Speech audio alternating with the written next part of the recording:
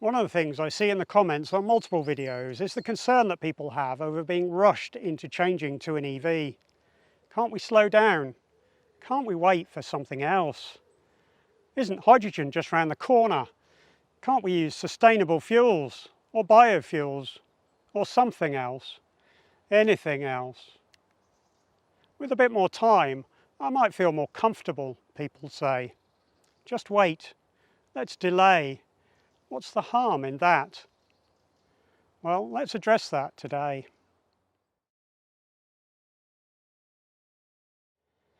Hello everyone, I'm Andrew, and today I want to address the speed of the clean energy transition, with many people feeling the immediacy most strongly in relation to the move to electric vehicles. Some of today's video will be about the UK's position, but I will cover some other countries as well, so stick with me if you are from elsewhere in the world. Okay, let's start with the UK. Why are we going as fast as we are on the transition? Well, let me tell you about the Climate Change Act 2008. This act was introduced thanks to an early day motion signed by 412 of the 646 members of Parliament in 2015, requesting that climate change legislation be introduced. At that point in time, only 3 other early day motions had ever been signed by more than 400 MPs, so this was a pretty unusual move.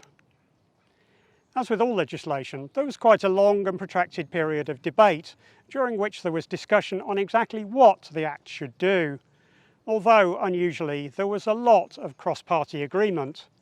That's not all that common in the UK. The bill passed into law on the 26th of November 2008, almost 17 years from the date of recording. The Act sets a target for reduction of the emission of greenhouse gases, originally by 80% of 1990 levels, but amended to a target of net zero in 2019.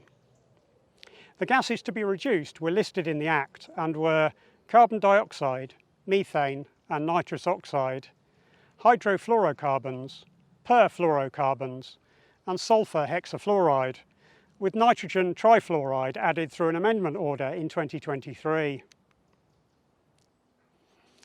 The Act not only introduced an end goal, that climate emissions target, but assigned the responsibility to achieve that goal to the Secretary of State and detailed a framework for use in achieving the Act's outcome. Rather than simply setting a single end target, the Act requires an establishment of a committee known as the Committee on Climate Change. The committee is responsible for setting 5-year carbon budgets and measuring the government's progress against achieving those targets, as well as providing recommendations on how those targets could be achieved. Carbon budgets are the total amount of greenhouse gases that may be released in a specific 5-year period, with totals decreasing towards the goal of net zero by 2050, and set as much as 12 years before the start of the period in question. Once carbon budgets have been set, the Secretary of State is responsible for preparing policy statements specifying how the budget will be met.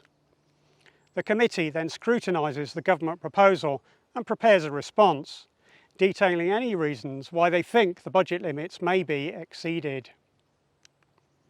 To measure performance, an annual statement of the country's actual emissions must be produced, which will be used by the committee to report on whether the country is on target to achieve the budget goal for that period. So the answer to the question of why we are transitioning so fast should now be clear.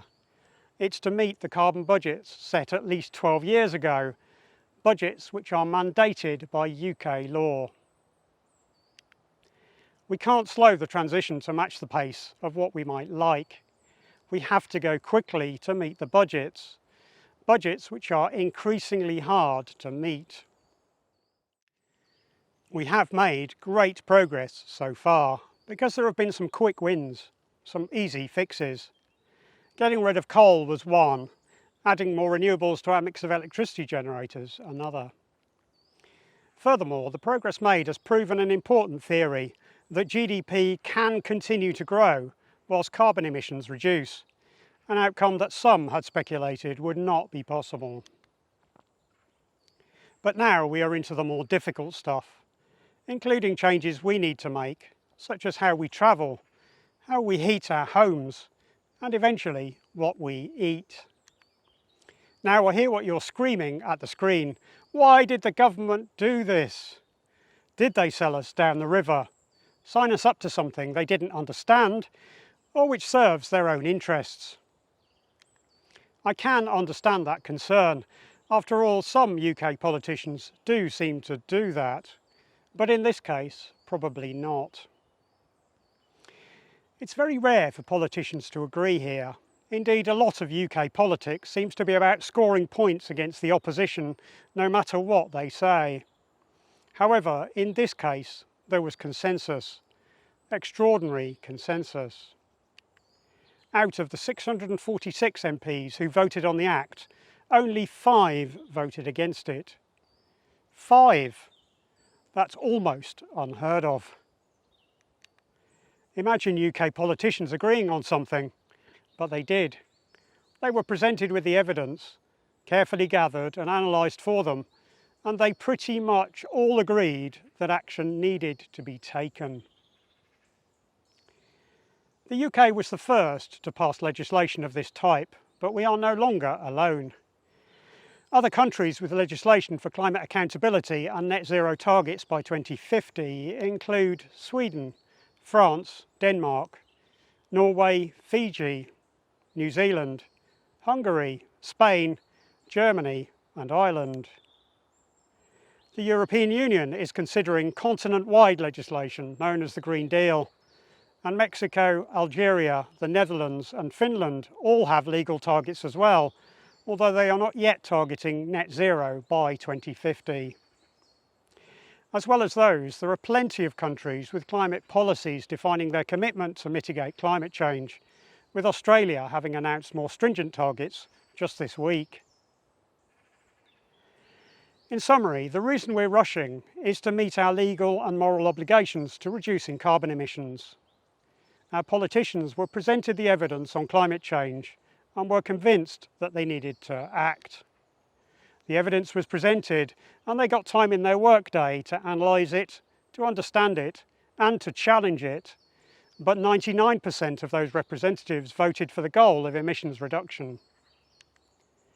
Many countries have created reduction frameworks, including ways to measure their success along the way.